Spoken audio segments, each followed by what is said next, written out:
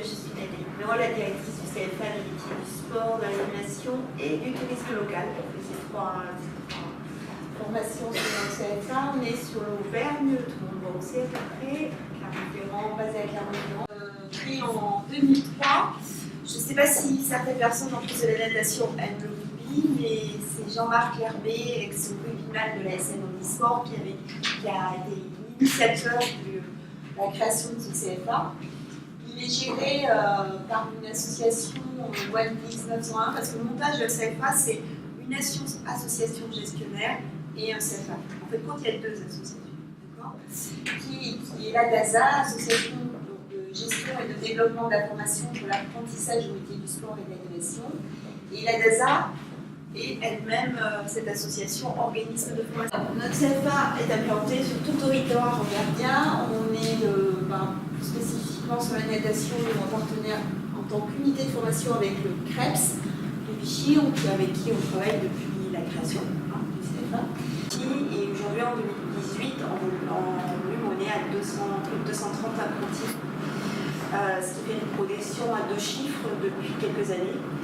Pourquoi c'est le mouvement de la professionnalisation du milieu sportif, et pas que, mais aussi du milieu sportif qui crée cette tendance. Donc on fait, si je veux, entre 15 et 16 diplômes, hein, c'est ça, tant sur le champ du sport que sur l'animation, avec une grosse dominante sport. Sur le CREPS, BP, ODE natation, triathlon, water polo, BPAN, DE natation. Ouais, je suis que natation. Mais après, effectivement, CREPS aussi, on a toute la filière BP et DE aviron. Sur les autres organismes, on pratique des BP sport co, activité physique et activité de la course. Après, je ne vais pas tout rentrer dans tous les détails. Donc, on est un CFA hors les murs. Ça veut dire que nous, on est responsable de la pédagogie sur toutes les unités de formation, mais aussi responsable de toute la gestion du contrat d'apprentissage, qui est assez lourde derrière. Ça veut dire qu'on recherche les financements. On va traiter nous-mêmes avec la région sur les financements de chaque section d'apprentissage. On fait en partenariat avec chaque unité de formation la recherche de taxes d'apprentissage. Et là, vous êtes en train de voir le mode de financement d'un contrat, tout doucement. Et dans un deuxième temps, on est en relation en tant que CFA via la fédération, directement en relation avec les branches pour obtenir des fonds qui complètent le financement de cette formation. Donc dans un CFA en milieu, la grosse partie, c'est la gestion de tous ces fonds, les fonds régions, les fonds de la taxe d'apprentissage et les fonds de la branche professionnelle qui vont financer le contrat. Derrière tout ça, il y a des remontées assez lourdes, administratives, taux d'insertion, etc. Que Julien va vous développer tout à l'heure. Nous avons aussi un système de charte de qualité. C'est important que vous sachiez. Pourquoi? Parce que on est en avance sur la future loi qui va demander à tous les CFA d'avoir un label qualité obligatoire. Nous sommes déjà dans cette démarche depuis 7-8 ans, 10 ans même, 10 ans. Nous travaillons aussi, et nous sommes assez, même peut-être un peu embêtants, Thierry, de temps en temps, mais sur les indicateurs de performance, qui est important sur comment nos unités de formation accompagnent nos apprentis vers la réussite, que ce soit tant au diplôme, mais aussi vers l'insertion professionnelle. Donc ça, c'est important. On regarde aussi effectivement le taux de réussite avec le SUFA. On travaille sur comment, chaque année sur des axes d'amélioration. D'où le fait que nous arrivons à un taux de plus de 80% sur le diplômé à la sortie de chaque année après les examens. Et en taux d'insertion, vous allez voir, on a, je ne sais pas si quelle section, là, c'est 100% le taux d'insertion. Quelque part, c'est important ça. C'est les jeunes apprentis, ils vont avoir une attente plus tard. Dans la loi, je fais encore une aparté sur la loi, il y aura une notation de tous les CFA avec le taux d'insertion, le taux de réussite aux examens, etc.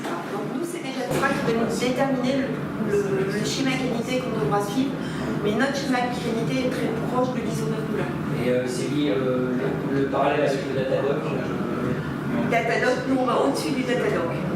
Non mais je trouve qu'il est des CFA globalement. On a le Datadoc, mais ce qu'on fait en plus est au-dessus du Datadoc. Il n'y a que 6 réserves. Les éditions de la future loi, elles vont être au-delà du Datadoc. Oui, il y aura le Datadoc et l'outil. D'accord. C'est un référentiel qui a été retenu par les OPCA, organismes paritaires collecteurs agréés, e-formation, AGFOS, qui ont défini des critères généraux communs pour tous les OPCA, des financeurs formation finalement. Mais derrière, dans le cadre de la réforme de la formation professionnelle, il est prévu qu'une nouvelle instance qui s'appellera France Compétences établisse un référentiel qualité pour le coup déclinable sur tous les CFA, de l'interprofessionnel, en passant par le CFA du sport, en passant par les CFA agricoles. Donc on s'inspirera, je pense, du Datadoc, mais en allant sur en affinant finalement ces critères. Donc, notre CFA est membre de la Fédération nationale des CFA, qui a été créée en 2006. Donc aujourd'hui, vous voyez, sur la France, il y a 4725 apprentis en 2007, on n'a pas encore les chiffres consolidés de 2017, sur 2804 structures employeurs. C'est récent l'apprentissage dans les métiers du sport. Il faut encore le dire parce qu'effectivement, si vous regardez ces chiffres-là au niveau des 450 000 apprentis français, on est tout petit dans les métiers du sport, mais on est les seuls pour le moment à avoir une croissance aussi importante. Il y a beaucoup de CFA qui dans d'autres métiers interpro chutent, voire stagnent. Nous, chaque année, ça monte. Chaque année, voire, on a presque une progression à 2 chiffres chez quelqu'un. Donc là, il y a des besoins. D'autant plus cette année, avec la suppression, je pense que vous avez été impacté des contrats aidés en avenir. Nous, très concrètement, sur notre CFA territoire auvergnat, la progression sur la rentrée 2017 a été de 30%, ce qui est énorme.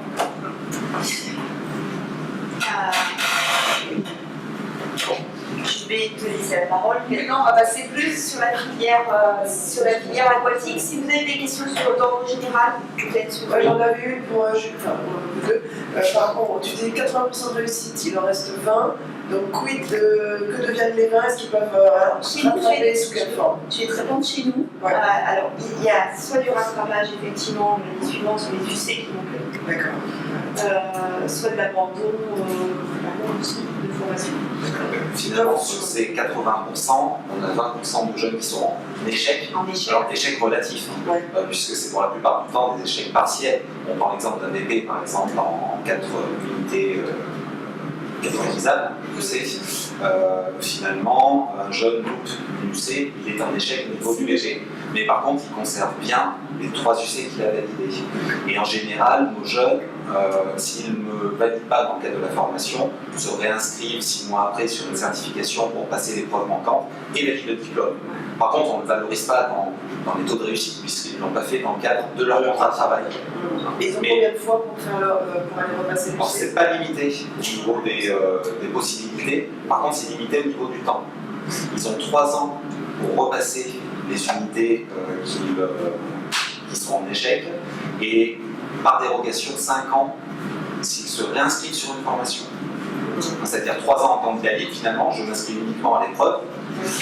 Et si je reçus une action de formation avec un organisme, ce délai est étendu à 5 ans. Merci.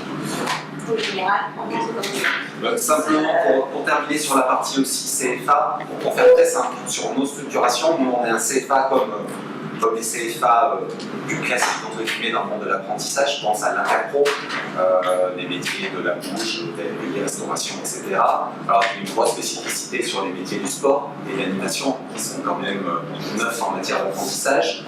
Simplement par rapport à notre structuration, nous CFA, finalement on va être un organisme gestionnaire, mais on va déléguer toute l'activité pédagogique à des organismes de formation existants sur le territoire qui dispensent des formations qui sont pas en apprentissage a priori, mais qui vont rentrer en convention avec nous sous ce qu'on appelle UFA, des formations par apprentissage, et dispenser les formations dispensées jusqu'alors via un dispositif d'apprentissage. C'est-à-dire que très concrètement, le siège du CFA, qui est à Clermont-Ferrand, on n'a pas de salle de cours, on ne reçoit pas les stagiaires en direct, on n'emploie pas nous de formateurs. Mais on conventionne avec différents organismes existants sur le territoire qui, eux, dispensent la formation. Donc on délègue bien cette compétence pédagogique. Donc ce qui veut dire qu'une maire FAD pourrait solliciter l'aide du FAD dans une région où il n'y a pas de formation aquatique à l'apprentissage. Tout à fait. Oui. Là, finalement, c'est via un process qui se fait avec le CFA de la région, puisqu'on est structuré nous, au niveau de la Fédération nationale des CFA, où globalement, on a un CFA, donc un qui est présent par territoire. Et derrière, il y a une convention tripartite qui est faite entre le CFA, l'organisme de formation et puis le conseil régional compétent par rapport au lieu de formation. Donc ça c'est important, c'est le conseil régional qui valide les unités de formation par apprentissage aussi. On peut dire oui, mais c'est pas obligé qu'en commission ça soit accepté. Disons que nous on dépose une demande d'ouverture d'un site, d'une unité de formation. Ce qu'on appelle le dossier d'opportunité. Non, ça c'est le dossier de demande d'ouverture de formation. Création d'unité de formation par apprentissage, c'est une demande en plus à part, mais la région peut dire clairement nous on ne souhaite pas travailler, financer ce genre de formation dans cette unité-là. En plus. Alors ça c'est vrai aussi jusqu'à aujourd'hui. Oui. C'est ce qui existe dans le cadre du Code du travail actuellement. Vous êtes, je suppose, au courant qu'il y a une loi de réforme de la formation professionnelle et de l'apprentissage qui est en cours, qui devrait être applicable en septembre, octobre prochain, où là aussi on change, je dirais, pas mal de choses sur le dispositif apprentissage, notamment sur le pilotage, qui pour le coup ne serait plus le fait des conseils régionaux, mais appartiendrait aux branches professionnelles. Donc très concrètement pour nous, la branche du sport. La branche du sport qui regroupe l'ensemble des représentants salariés et patronaux, syndicats. Et ce pilotage-là se ferait bien via la branche, en se basant sur ce qui serait appelé un opérateur de compétences, très concrètement un OPCA actuel, donc dans notre secteur une formation. Donc il y a un poids accru des partenaires de branche professionnelle. Tout à fait. Ce n'est pas forcément un atout pour le champ du sport par contre. Alors non, Ouais. tout de suite non. On les a rencontrés la semaine dernière, les deux ministères. Ils sont un petit peu pris au dépourvu tout de suite parce que pour eux c'est nouveau déjà. On va leur mettre sur les épaules des responsabilités telles que la détermination des coûts apprentis, aussi de réfléchir sur les diplômes, leur mobilité, de réfléchir aussi sur la gestion prévisionnelle des emplois et des compétences. Donc c'est nouveau, effectivement. En revanche, ils sont quand même en marche pour commencer à travailler et on a proposé à toutes les branches, au niveau de la fédération, d'être partenaire avec eux et de les accompagner sur toute cette partie-là parce que c'est pas évident, ils se retrouvent, ils n'étaient pas structurés pour faire ça. La branche sport, pour être concret, c'est le ministère des Sports, le Cosmos, le CNEA, Non, pas le ministère des Sports. Non. Dans une branche professionnelle, il y a les deux parties, les employeurs et les salariés. Donc le Cosmos, par exemple, c'est une branche avec des employeurs et des salariés à l'intérieur, des syndicats, le CNEA aussi, vous avez, mais il n'y a pas le ministère des Sports. D'accord. Et puis derrière, il y a tous les syndicats représentatifs de chaque sport en fait. Ils sont dans les branches, les syndicats. Ah d'accord. Les syndicats patronaux et salariés. Etc. Vous avez tout intérêt à être proche de vos représentants dans les branches. Ouais. Tous. Mais tout de suite, comme le disait Julien, il y a un grand flou. Les branches viennent d'apprendre ça il y a 2-3 mois. Ça les est tombé dessus comme ça et ils ne sont pas encore structurés, prêts à démarrer là-dessus. De plus, la loi, comptez pas avant fin 2020, la mise en application de toute la totalité de la loi. La totalité. Et ça sera fait par étapes. La loi, c'est... Donc, on a tous le temps de travailler dessus et surtout d'y aller sereinement, je pense. Il n'y a pas de pression. On a au moins 2 ans pour rester sur le système que Julien va vous présenter. Actuellement, sur le modèle économique de l'apprentissage, nous, donc CFA, on centralise l'activité.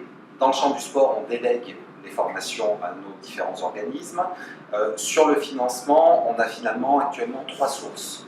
La taxe d'apprentissage, ça c'est pour tous les CFA. Je fais une petite parenthèse là-dessus, je serai CFA du bâtiment. Je forme un apprenti maçon. Son employeur est Bouygues. Bouygues est tenu de reverser sa taxe d'apprentissage au CFA qui forme son apprenti, ce qui est bien et normal. Pour nous, CFA du sport, nos employeurs sont des associations à 80% et des collectivités qui iraient à 15%. Collectivités et associations sont exonérées de la taxe d'apprentissage, n'ont pas à la payer. Donc nous, nos employeurs, très concrètement, ne payent pas de taxe d'apprentissage. Donc c'est aussi une des missions du CFA que de faire de la prospection auprès d'entreprises qui ne sont pas nos employeurs, qui ne sont pas dans notre secteur d'activité, pour les sensibiliser à l'apprentissage dans les métiers du sport et à les inciter à verser une partie de leur taxe d'apprentissage pour le financement des formations de nos apprentis. C'est pas anodin, pour nous, en Auvergne tout du moins, la taxe d'apprentissage, c'est 51% du budget. Sur un budget environ d'1 million d'euros. L'autre source de financement actuellement, c'est le conseil régional, qui pour nous, alors là aussi c'est variable d'une région à l'autre, mais actuellement en Auvergne, en Rhône-Alpes, la région participe à hauteur de 44% du budget de fonctionnement. Et puis le restant, les 5% restants, se font via les branches professionnelles, sport, animation. Sur la réforme, alors qui est pour le coup, sur la mise en application, on sera plus 2020 je pense, sur le mode de financement. La taxe d'apprentissage n'existera plus, elle sera fusionnée avec une taxe unique formation qui globalisera l'ancienne taxe d'apprentissage et la contribution en formation professionnelle actuelle. Est-ce que ça sera toujours une taxe qui sera libre pour l'employeur? Non, puisque là, elle sera collectée à la source auprès de l'employeur par l'URSSAF et derrière mise à disposition à France Compétences, qui le fléchera aux branches professionnelles. Et ensuite, les branches vont définir un coût contrat. Un BPGEPS AN, un DE natation course, ça coûte tant. Donc j'ai un apprenti sur ce diplôme, je touche tant. Donc là, j'en ai 10, je touche tant, je vois 10. La problématique, ça veut dire que ce sera un coût national. Donc le coût en Auvergne, en PACA du BPL, c'est peut-être pas le même. Oui. Voilà, ça ne sera pas le même. Donc c'est pour ça que je vous disais que les branches prennent le temps de réfléchir. Et c'est pour ça qu'on va les accompagner avec la fédération. Je suis branche de la métallurgie. Oula. J'ai des fonds. Je peux flécher, financer des formations. Je suis branche du sport, branche professionnelle. Pas d'argent. C'est plus compliqué. Tout ça avec la double problématique aussi qui est imposée par la réforme de réduction des branches pro. Actuellement, on est à plus de 700 branches. Le projet de loi, tout du moins actuellement, imposerait à ce qu'on passe à 300 branches professionnelles. Ce qui voudrait peut-être dire que la branche du sport avec l'animation serait avec d'autres branches pro dans peut-être une branche plus économie sociale solidaire. Il existe dans le projet toujours une péréquation régionale. C'est-à-dire que le conseil régional garderait, je dirais, une prérogative pour dire sur certains territoires ruraux par exemple, sur certains secteurs, le sport par exemple, finalement le coût qui est défini national, peut-être qu'il n'est pas il ne reflète pas la réalité par rapport à mon territoire. Donc moi, région, je décide d'abonder un peu plus par rapport à ce contrat. Mais il faut savoir que les fonds sont tout petits, je crois qu'il y a 250 millions d'euros qui aura sur la France entière. Pour la région Auvergne-Rhône-Alpes, on a estimé ça à 40 millions d'euros. Ça va être tout petit, ça sera vraiment la marge d'utilisation. Donc vous voyez que l'environnement dans les 2 ans, de tout ce qu'on va vous présenter aujourd'hui, tout va exploser dans les 2 ans. Tout, le système de financement, le système d'ouverture de formation ne sera plus décidé par la région. On pourra faire entrer les apprentis quand on veut, à n'importe quel moment de la formation. Il n'y aura plus la limite d'âge non plus des 25 ans que vous avez actuellement, ce sera 30 ans. Enfin, bref, ça va exploser. Néanmoins, tous les 2 ans qui viennent, je pense que ce que va nous exposer Julia, en grande partie, ce sera encore applicable. Donc il va falloir se retenir à ça. Finalement, on est dans une période de transition, effectivement, à la fois sur l'aspect, je dirais, régional, puisqu'il y a eu quand même la fusion des régions dans certains territoires, qui a aussi bouleversé un petit peu la donne. Se rajoute là-dessus la réforme de l'apprentissage, où actuellement on est en phase de définition avec des mesures qui sont applicables à N+2-3. Donc c'est vrai que c'est un secteur mouvant qui n'est pas très propice, malheureusement, aux initiatives et aux ouvertures au développement. puisque ne sachant pas, entre guillemets, les bases juridiques du moins de l'apprentissage, c'est vrai que actuellement on assiste à certains freins, notamment des conseils régionaux, puisqu'il peut se comprendre s'ils perdent la compétence apprentissage et donc les fonds qui vont arriver, c'est difficile pour eux de s'engager sur forcément des projets qui sont pluriannuels. Toutefois, sur l'existant qui se fait en Auvergne, on a fait un petit zoom sur la filière aquatique, donc qui se fait au sein de notre unité de formation par apprentissage du CREPS Vichy Auvergne-Rhône-Alpes. On a actuellement donc 3 formations qui sont accessibles en apprentissage. Un BP, donc de niveau 4, activité aquatique natation, puis 2 DE, natation course et water polo. Également, alors ça ne relève pas de la fédération natation, mais on a aussi un DE triathlon qui, dans la construction, est en parallèle des DE natation et water polo, sur la logique. Et là, Thierry vous expliquera mieux que moi la construction pédagogique de ces formations-là. Simplement, une précision, c'est que dans le cadre de l'apprentissage, nous avions négocié que des modules complémentaires soient rajoutés au référentiel du diplôme. Le référentiel du BP, le référentiel du DE. Ces modules complémentaires-là, je dirais, sont un peu à la carte. On peut passer par des certificats complémentaires, des CQP, des formations fédérales. Et depuis, pour la rentrée prochaine, pour le coup, on va greffer sur ces formations, notamment le titre moniteur sportif de natation.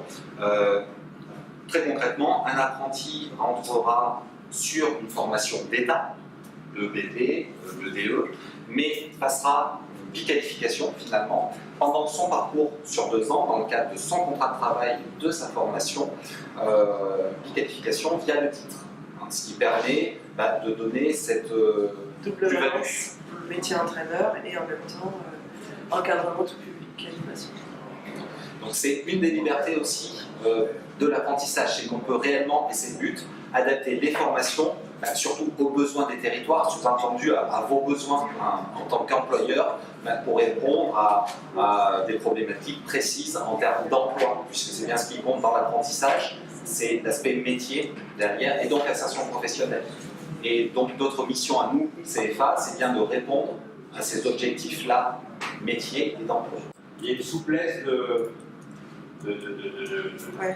d'adaptation et d'individualisation par rapport à chaque apprenti. Et par contre, il y a une contrainte de la part pour les OF, c'est par exemple par rapport au MSN, c'est que l'ERFAN fasse une demande d'habilitation de son MSN. Voilà. Mais je souligne parce qu'il faut qu'on soit bien au fait, notamment pour les ERFAN qui sont présents, qu'il y ait une demande d'habilitation obligatoire pour que, sur le MSN, pour pouvoir rentrer dans le pack proposé par notamment la localité. Et pour compléter sur ces diplômes, on a effectivement 2 logiques différentes, que ce soit BPDE, on est sur une habilitation du ministère, qui a les directions régionales jeunesse et sport. Le titre, par contre, est bien sur une compétence fédérale. Donc c'est bien la FFF, qui habilite ces organismes à dispenser ces formations. Finalement, pourquoi faire de l'apprentissage ? Je dirais que ce contrat-là, en soi, a une plus-value directe et la plus-value emploi via l'alternance. Être apprenti, c'est suivre des cours, certes, mais c'est d'abord être salarié. Un apprenti va partager son temps de travail, 35 heures par semaine, donc bien sûr un temps plein, entre les périodes de formation et puis le travail en tant que tel en structure. Donc on est vraiment sur cette plus-value-là terrain, à la fois en termes pédagogiques, sur l'acquisition des compétences. Ça permet à un jeune de tout de suite mettre en pratique ce qu'il voit en théorie au centre de formation, d'apprendre aussi de ses pairs. Là je pense à l'importance du tuteur, du maître d'apprentissage. On a vraiment ce regard croisé, je dirais, de l'organisme de formation et de la structure via le tuteur. Ça permet aussi à nos jeunes, ce qui est un point important, de se constituer un réseau professionnel, ce qui est déterminant derrière en termes d'insertion. Dans le sport, En général, on trouve rarement de l'emploi sur des annonces classiques pour l'emploi comme dans d'autres métiers. On est vraiment sur un secteur réseau. Donc ça permet à nos jeunes de s'insérer dans ce réseau professionnel. Ça nous permet aussi d'impliquer les employeurs, c'est-à-dire que l'employeur finalement est un copilote de la formation professionnelle du jeune. Et ça c'est important pour répondre aussi aux besoins propres à chaque structure. Il y a aussi le côté financier, il ne faut pas se leurrer. Pour le jeune, être apprenti, c'est être salarié, ça veut dire être rémunéré et bénéficier d'un financement de formation. Finalement, je signe un contrat d'apprentissage, automatiquement, la formation, qu'elle soit BP, qu'elle soit DE, est financée. Il n'y a pas de dossier à déposer, il n'y a pas de demande, donc il n'y a pas de refus. Je signe le contrat, la formation est bien financée, que ce soit pour le jeune bien sûr, mais aussi pour son employeur. Côté employeur, ça permet aussi d'avoir des avantages financiers liés au dispositif. J'ai fait quelques diapos là-dessus pour que vous ayez des éléments chiffrés en termes d'aide financière. Ça permet aussi, via cette incitation financière, d'avoir un vrai projet de développement, c'est-à-dire de pouvoir recruter des personnes dans une optique de montée en compétences, de développement d'activité aussi. Le but du jeu derrière, c'est de former un jeune pour qu'il développe l'activité dans la structure et qu'il pérennise son poste. C'est vraiment, je dirais, l'idée de départ de je veux recruter un apprenti. Également, il me semblait important de faire un petit point sur, à titre d'exemple simplement, sur une de nos sessions qui est dans 2 ans chez nous, puisque l'apprentissage, contrairement aux formations plus classiques où on est sur un rythme annuel, nous, en général, on est sur 2 ans. Alors, c'est pas au sens strict, ça peut être entre 18 et 24 mois, mais il y a bien, finalement, une logique globale d'alternance où, si on schématise, on a 1/3 de temps en formation et puis 2/3 de temps de travail en structure d'alternance. C'est vraiment ce qui est important dans l'apprentissage, c'est que cette alternance-là soit riche et plus riche entre guillemets qu'à... Oui, Thierry. Juste pour dire que les chambres de commerce, les CCI qui valident les contrats d'apprentissage, chez nous, vont jusqu'à modifier la durée du contrat. Oui. C'est-à-dire que si on dépose un contrat de 14 mois et que ça ne leur plaît pas, ils vont imposer de faire les 18 mois pour aller jusqu'au mois de juin à la fin de la saison.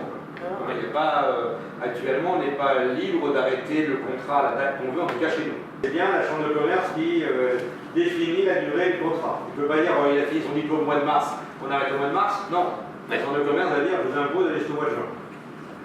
Alors ça peut être aussi amené à changer avec la prochaine loi. Mais actuellement, c'est le mode de fonctionnement. Après, c'est dans une logique aussi interprofessionnelle,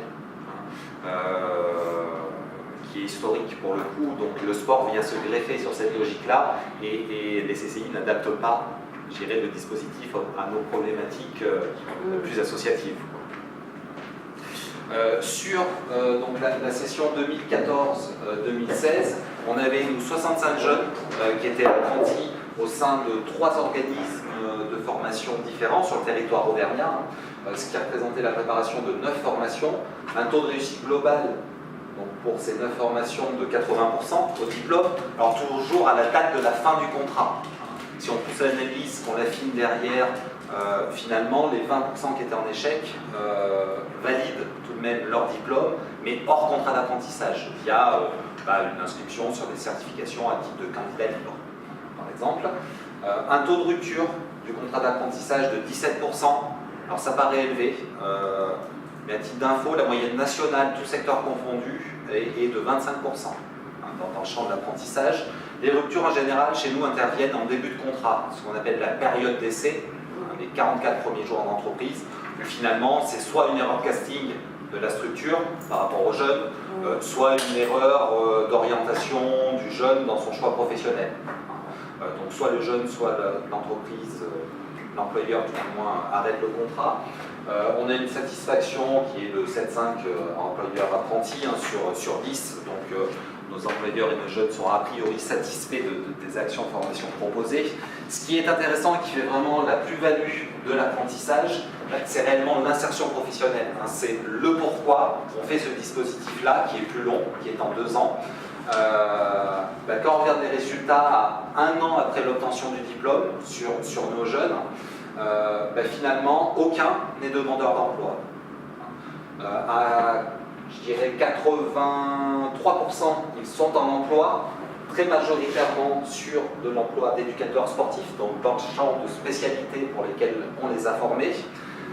5% sont en multi-activité, ça veut dire quoi? C'est peut-être je suis éducateur sportif à mi-temps et j'ai un second mi-temps de vendeur chez Decathlon, par exemple. Et 5% en secteur, là c'est des jeunes qui ont fait le choix de sortir du secteur professionnel du sport pour peut-être y revenir plus tard. Facteur qui est aussi à relever, c'est la reprise de formation. 17% de nos jeunes, ça augmente, je dirais, chaque année. On est quasiment à 20% maintenant. Reprise de formation, c'est quoi? C'est je suis apprenti, j'ai signé pendant 2 ans un contrat avec un club, j'ai préparé le BP à N, par exemple. Je continue ma formation sur une logique de filière, hein, donc sur le DE, natation par exemple, et dans ce cas-là, je re-signe un nouveau contrat d'apprentissage avec le même club ou un autre, hein, d'ailleurs, et je continue à me former, toujours en apprentissage, mais sur un niveau supérieur. Il n'y a pas de limite, on peut renouveler, enfin on peut comme ça relancer des contrats d'apprentissage, il n'y a pas de limite en termes de nombre de contrats qu'un individu peut signer. Alors, si. Tu regardes des formations, il n'y en a pas non plus pléthore, hein. S'il y a 3 niveaux. Il y a une limite d'âge qui est actuellement 25 ans pour être apprenti. Enfin, moins de 26 ans, on peut avoir 25 ans révolus. À l'exception donc des athlètes de haut niveau, pour une petite parenthèse, parce qu'il n'y a plus de la limite d'âge sur les athlètes de haut niveau. Ok, ça on la confirme. Sportif de haut niveau listé, pas de limite d'âge. Travailleurs handicapés, également, pas de limite d'âge. Après, il y a une dérogation qui existe pour les jeunes qui étaient apprentis, justement. J'ai signé un contrat d'apprentissage à 25 ans sur le BP. Je finis, j'ai 27 ans. Logiquement, je ne peux plus être apprenti. Par contre, si j'enchaîne sur une autre formation d'un niveau supérieur, parce qu'il y a le cas du DE, dans ce cas-là, je peux bien re-signer mon contrat d'apprentissage. Et ce, jusqu'à 30 ans. Donc on a bien cette logique de filière qui est valorisée d'ores et déjà. Et la deadline pour signer un contrat d'apprenti avant les 30 ans, ça veut dire que je crois que c'est jusqu'au 31 décembre de la 30e année qu'on peut encore pratiquement signer le contrat, la veille de la fin des 30 ans. C'est ça. On peut avoir une personne qui est déjà embauchée en CDD ou CDI, oui, qui peut se voir basculer son contrat en contrat d'apprentissage de formation, oui, avec bien sûr le maintien du salaire initial. Oui, ça c'est important. Ça, oui. Pour rebasculer derrière. C'est ça. Finalement, ça existe déjà hein, dans le cadre légal. Une personne qui est en poste, CDI par exemple, peut suspendre ce CDI pour signer ce qu'on appelle la période d'apprentissage, qui correspond à la durée de la formation, pendant laquelle il est sur le rythme de l'alternance, entre les cours et puis son travail en structure. Dès la fin, le dernier jour de formation, il rebascule bien sur son statut droit commun de CDI. Donc la période d'apprentissage, avec la différence avec le contrat d'apprentissage, c'est la période de l'attente de 3 mois avant la formation, 3 mois avant la fin de la formation qui n'existe pas. C'est ça, tout à fait. Là, on se cale bien sur les dates de formation. D'accord. Dorénavant, il est même possible de signer un contrat d'apprentissage directement en CDI. Ah oui. Jusqu'à 2 ans, un contrat d'apprentissage était forcément un CDD. La durée de 2 ans de la formation. Maintenant, on peut bien, dès le départ, signer l'apprentissage en CDI, où là, c'est le même fonctionnement. Pendant la formation, c'est ce qu'on appelle la période d'apprentissage. Dès la fin de la formation, on bascule sur le statut droit commun CDI. On l'a eu cette année sur un billet d'attestation. Oui. L'avantage pour un club, c'est de pouvoir, je dirais, sécuriser son projet et pouvoir pérenniser le poste et garder le jeune, c'est-à-dire le former et derrière, alors s'il veut partir, personne ne partira, mais dès le départ, on est bien sous la forme d'un CDI, ce qui est quand même, en termes de projection, plus engageant. Ça reste très très rare. Ça reste rare, mais c'est possible. Mais ça reste rare aussi, parce que je pense que les employeurs associatifs ne savent pas.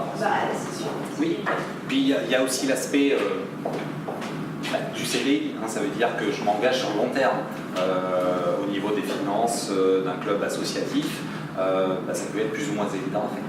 Un point avant de passer à la diapo suivante qui me paraît quand même aussi notable, c'est au niveau de l'analyse des caractéristiques de l'emploi. C'est-à-dire que sur nos 83% de jeunes qui sont en emploi, la très grosse majorité sont en CDI, alors après l'apprentissage.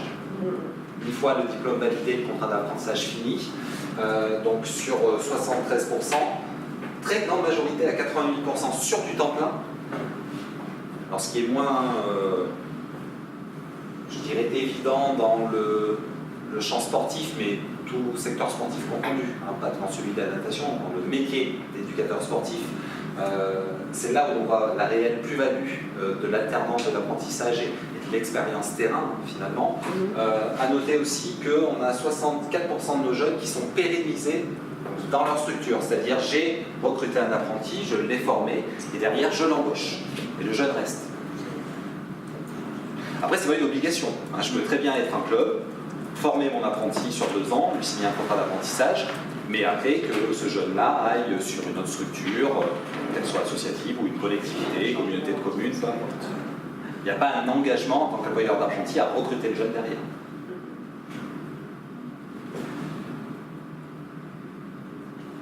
Au niveau de l'apprentissage, alors ça paraît logique, hein, mais apprentissage, c'est bien pour une formation professionnelle.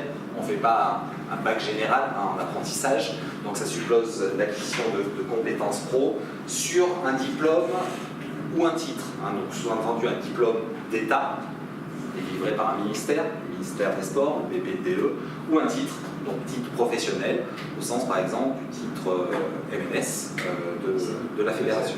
MSN, pardon, de la fédération. Le contrat d'apprentissage, ça concerne 3 acteurs. Le central, c'est bien l'apprenti, qui a un statut à part entière de salarié. C'est un jeune qui est en formation, qui suit des cours, mais il a bien un statut dès le départ de salarié. Deuxième acteur, son employeur, via le maître d'apprentissage. Dans le jargon, c'est le tuteur, hein, dans le champ de la formation. Avec une précision, c'est qu'il y a possibilité de bâtir une équipe tutorale. C'est-à-dire qu'il y a un maître d'apprentissage officiel qui figure sur le contrat de travail, mais peut-être que le jeune, je ne sais pas, c'est le directeur de votre structure, mais peut-être que le jeune va être au contact d'autres éducateurs, hein, au sein du club. Là, on peut bien donner une existence officielle de ces tuteurs techniques, finalement, qui viennent en appui du tuteur hiérarchique du maître d'apprentissage. Donc on peut bien aussi partager cet accompagnement-là du jeune. Oui. Préciser qu'on a des employeurs d'apprentis qui n'ont pas de salariés autres que l'apprenti. Oui. Et donc là, l'équipe tutorale est obligatoire. Et donc, on a des équipes tutorales où nous, en tout cas, on met le CTS local, un maître nageur qui n'est pas sur le club. On crée vraiment une équipe locale comme on peut, quoi. Enfin, j'ai envie de dire, hein. Ça peut être externe à la structure. Tu ne peux pas dire qu'on ne peut pas avoir d'apprenti parce que j'ai pas de salarié. Voilà, il ne faut pas que ce soit un frein. On n'a pas de salarié, on peut prendre un apprenti, on mettra en place une équipe tutorale avec plusieurs personnes qui interviendront dans l'encadrement de la formation. Ça peut être un bénévole aussi. Oui. Alors, Oui, il ça va suffit prouver- qu'il ait les compétences demandées par le ministère, 2 ans d'expérience, etc. Pour info, pour être maître d'apprentissage, il y a 2 conditions. Avoir le même niveau de diplôme que celui préparé par le jeune et justifier en parallèle de 2 ans d'expérience pro. Dans un club, à défaut de salarié, un bénévole, effectivement, peut bien être maître d'apprentissage. Bon, ça ne changera pas dans la loi. Avec les conditions diplôme, Oui, expérience. les conditions diplôme, expérience. Ça ne changera pas dans la loi, tout ça, au contraire, ça va être renforcé. Le maître d'apprentissage va être valorisé, accompagné, formé, plus qu'il ne l'est aujourd'hui. Le maître d'apprentissage peut faire partie de non-structure de la structure. Oui. Donc ouais, c'est intéressant. Alors je dirais que c'est pas naturel, hein, mais c'est à défaut. C'est à défaut. Alors c'est un point différent avec les employés. Bien sûr. Oui. Parce que les employés, c'est non. Oui. Pas de salariés, pas dans le club, pas d'emploi. Non, mais là, c'est vraiment autorisant. Ah, c'est pas Alors ça, c'était pas évident au départ, hein, puisque c'est hors code du travail, mais on avait sollicité le ministère des sports à l'époque, parce que c'est une vraie problématique, quoi. Une grosse partie de nos employeurs, des clubs, c'est du bénévolat et l'apprenti est le primo-salarié de la structure. Donc le ministère a bien cadré cette pratique-là via un texte qui autorise des bénévoles à être tuteurs. Une question par rapport à la rupture du CDI. Oui. CDI ou CDI, pareil. Oui. D'accord. Sinon, il y a une chute essentiellement sur des CDI Bien sûr. à temps partiel. Bien sûr. Finalement, le CDI, donc intermittent pour le coup, a bien la forme juridique d'un CDI. Oui. Donc le process de rupture et donc de l'apprentissage est le même. Et excuse-moi, tu disais Nathalie que c'est le je pensais. La formation des maîtres d'apprentis va être davantage approfondie. Aujourd'hui, l'obligation, c'est quoi et on va vers quoi? Tu as une petite idée ou... L'obligation, il n'y a pas d'obligation particulière. Alors, actuellement, il est dit dans le Code du travail que l'employeur doit faire bénéficier au maître d'apprentissage d'une formation liée à l'exercice de sa mission. C'est pas une obligation, mais c'est suggéré. Alors, nous, c'est un gros problème, parce que clairement... Vous ne pouvez pas l'obliger, mais vous le souhaitez. Alors, on souhaite relativement les maîtres d'apprentissage, je personnellement, je ne sais pas comment les motiver pour venir. Parce que, Julien fait systématiquement les intégrations de maîtres d'apprentissage sur les unités de formation. C'est-à-dire qu'on se déplace dans toute l'Auvergne, on va vers eux, et ils ne viennent pas. Ça, pour moi, c'est incompréhensible. Et l'employeur n'est pas obligé. Et on peut pas, c'est une préconisation, mais pas une obligation. Alors moi, je trouve ça dommage. C'est un vrai levier de transformation de la compétence. Exactement. Parce que souvent, la position du maître d'apprentissage, c'est de dire au niveau technique, dans ma discipline, je connais des stagiaires, j'en ai eu, je sais faire.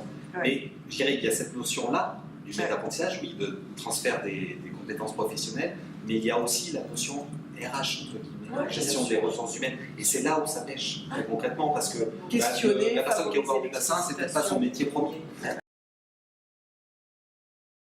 C'est 1 000 € par an.